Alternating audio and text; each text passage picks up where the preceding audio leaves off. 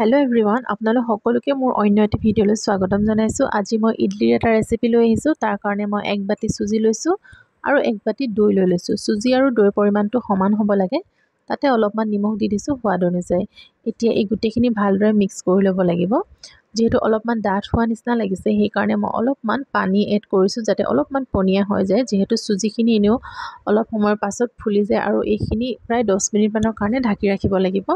আৰু আনফালে মই ইডলি ষ্টেণ্ডটো ৰেডি কৰি লৈছো। তাতে অলপমান ঘি দি দিছো। আপোনালোকে ৰিফাইন তেল বা অলিভ অইলও দিব পাৰে, যিকোনো এটা দিলেই হ'ল।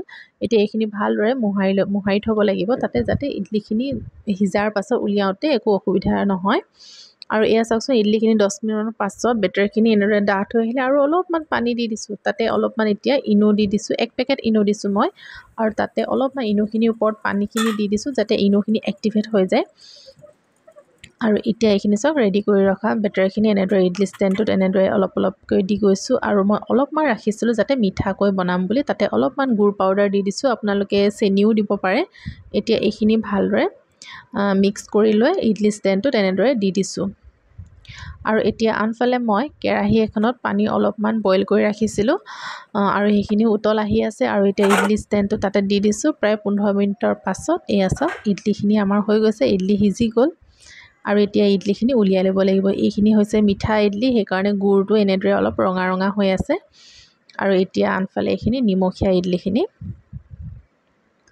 এইখিনিও এতিয়া ভালদৰে উলিয়াই ল'ব লাগিব। এয়া সব ঘি হানি লোৱাৰ কাৰণে ধুনীয়াকৈ এৰি আহিছে। আৰু এতিয়া বলক ফাইনেল ষ্টেপত মই কেৰাহী লৈ লৈছো, তাতে অলপমান তেল লৈ লৈছো, অলপমান সৰিয়হ দি দিছো। মই বগা সৰিয়হ দিছো, আসলতে কলা সৰিয়হটো দিব লাগে।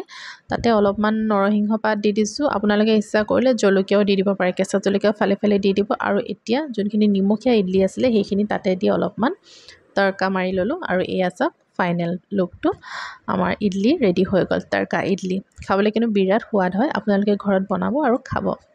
আৰু মোৰ ভিডিওটো চাই কেনেকুৱা লাগিলে জনাবলৈ নাপাহৰিব। আৰু মোৰ ভিডিওটো চাই যদি ভাল লাগিলে তেন্তে please like, share and subscribe কৰি দিব। ধন্যবাদ।